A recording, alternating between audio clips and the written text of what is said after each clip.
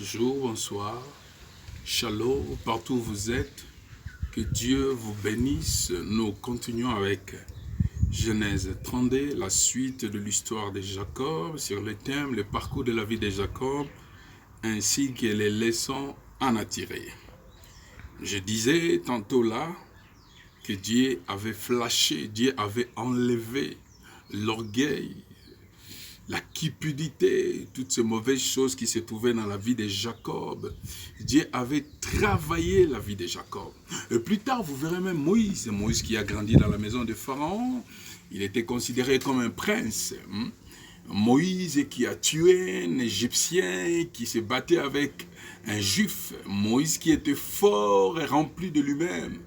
Mais quand Moïse est parti chez les Madians, Dieu a travaillé la vie de Moïse.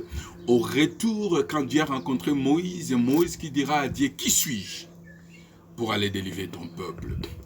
Dieu avait flashé tout ce qui était en Moïse, l'orgueil, la force, toutes ces choses-là. Vous savez, nous ne pouvons pas travailler pour Dieu avec l'orgueil, avec beaucoup d'orgueil, avec beaucoup des ambitions charnelles. Il faut que Dieu nous vide, il faut que Dieu flash ces choses en dehors de nous.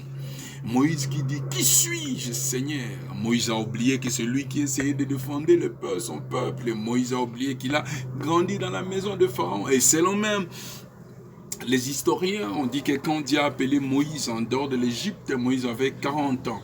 Et il est parti à Madian, Moïse a fait 40 ans. Donc quand Moïse retournait vers le peuple d'Israël, Moïse avait 80 ans.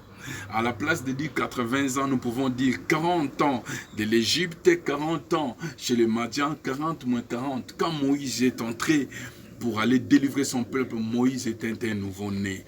Toutes ces choses qui étaient en lui étaient parties. Dieu commençait à reconstruire un Moïse nouveau, un Moïse travaillé, un Moïse transformé selon le plan de Dieu. Jacob a dit quelque chose de très important. Il a prié, il dit, Seigneur, c'est toi qui m'as dit de retourner vers mon peuple. Il dit, je suis passé enseigner en ayant un bâton, mais me voici retournant avec des biens, des femmes, des enfants, des serviteurs, des richesses. Jacob avait compris que s'il avait les biens, s'il avait l'argent, s'il avait des servantes et des serviteurs, s'il avait les brebis, les chameaux, s'il avait les enfants et les femmes, ce n'était pas à cause de sa force, c'était une grâce de Dieu. Jacob avait compris. Jacob pouvait dire, ce n'est ni par ma force, ni par ma puissance, mais c'est par ton esprit. Jacob avait compris que ce n'est pas à cause de la ruse, ce n'est pas à cause de la malignité, ce n'est pas à cause de fraude qu'il avait obtenu tout ce qu'il avait. Il avait compris que si j'ai ce que j'ai, si je suis ce que je suis, c'est à cause de la grâce de Dieu. Et là, Jacob a divisé sa famille. Il a dit à ses serviteurs, vous devez vous diviser en 3 groupes. Le premier groupe, il y avait des serviteurs, des biens, des servantes. Le deuxième groupe, il y avait sa femme, ses enfants. Et le troisième groupe, Jacob était seul. Et dans Genèse 13, la Bible dit que dans cette nuit-là, Jacob demeura seul. Si vous descendez à partir du verset 18, vous allez même plus loin. Je pense que c'est le verset 22. La Bible dit que Jacob demeura seul. Vous savez, quand vous demeurez seul, il y a des choses qui se passent. Quand vous demeurez seul, il y a des personnes qui viendront vers vous. Si ce n'est pas Dieu, c'est le diable. Mais dans le cas de Jacob ici, c'est l'ange qui est apparu à la forme d'un être humain. On appelle ça théophanie. L'ange de l'Éternel est apparu à Jacob. L'Éternel, Dieu, est apparu à Jacob sous forme d'un ange. La solitude nous amène des réalités. Soit ce Dieu que vous rencontrez, soit le diable. Jésus-Christ, après avoir jeûné pendant 40 jours et 40 nuits, alors qu'il était seul, la Bible dit que le diable vient. Le diable vient. Quand il a vaincu le diable, c'est alors que les anges de Dieu sont venus les servir. Moïse, quand il a rencontré Dieu dans le buisson ardent, il était seul. David, quand il a expérimenté la puissance de Dieu en tuant l'ours et lion qui venait tuer ses brebis, David était seul. Gédéon, quand il a rencontré l'ange de Dieu, alors que les Madianites venaient pour détruire tout ce qu'ils avaient sémé, quand l'ange lui a dit que vaillant héros, Gédéon était seul. Dans la vie, il y a des moments où nous devons être seuls. Dans la vie, il y a des moments que Dieu nous attend seulement quand nous sommes seuls.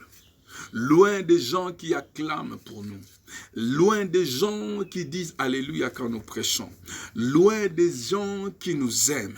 Quand nous serons seuls. Laissez-moi vous dire, dans la vie, si vous n'avez pas encore expérimenté cela, vous allez l'expérimenter. Dans la vie, il y a toujours des moments seuls. Devant la mort, vous serez seul. Le jour du jugement, vous serez seul. J'aimerais encourager quelqu'un qui se croit seul. Sache que tu n'es pas seul, car Dieu a dit, je suis avec vous tous les jours jusqu'à la fin du monde. J'aimerais encourager quelqu'un qui se croit seul, peut-être parce qu'il a fait du mal, tout le monde l'a abandonné, les gens commencent à lui pointer du doigt, les gens commencent à le critiquer. Sachez-le que vous n'êtes pas seul. Il dit, si ton père et ta mère t'abandonnent, moi l'Éternel Dieu, je ne t'abandonnerai pas.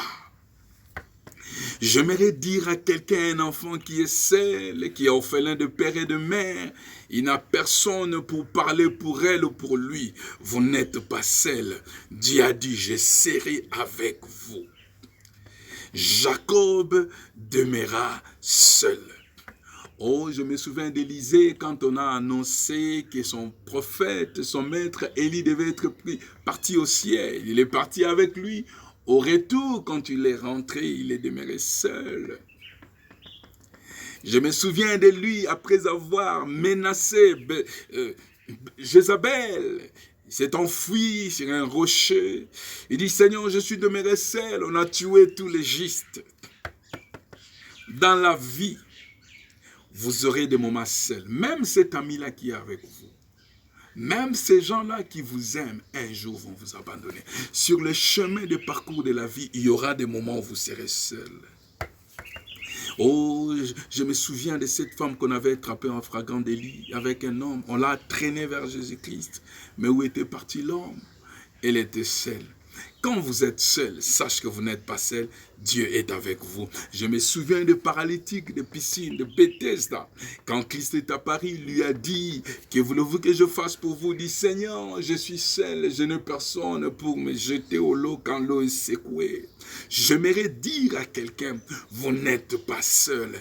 Dieu est avec vous. Devant cette situation où vous avez essayé de demander l'appui, l'aide, le secours des autres, et que les gens ne viennent pas à votre secours, vous n'êtes pas seul. Devant cette condamnation à cause de mal que vous avez fait, les gens vous ont rejeté. C'est comme si ils ne font pas du mal. Vous n'êtes pas seul. Vous n'êtes pas seul. Jacob demeura seul. Comme je vous avais dit, quand vous demeurez seul, il y a des choses, il y a des réalités, il y a deux personnes. Soit Dieu, soit le diable qui va vous apparaître. Et la Bible dit qu'un homme est apparu à Jacob. La Bible dit que cet homme a lutté avec Jacob. Cet homme a lutté avec Jacob. Mais j'aimerais encourager quelqu'un qui est seul. Je sens cela dans mon cœur, que vous n'êtes pas seul. Dieu est avec vous. Que Dieu vous bénisse.